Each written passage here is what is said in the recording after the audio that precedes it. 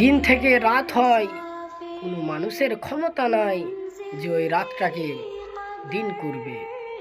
এতটুকুই তার হয়তো ক্ষমতা হবে, সে একটুখানি জায়গাটাকে আলো করতে পারবে, তবু পুরো জায়গাটা নয়।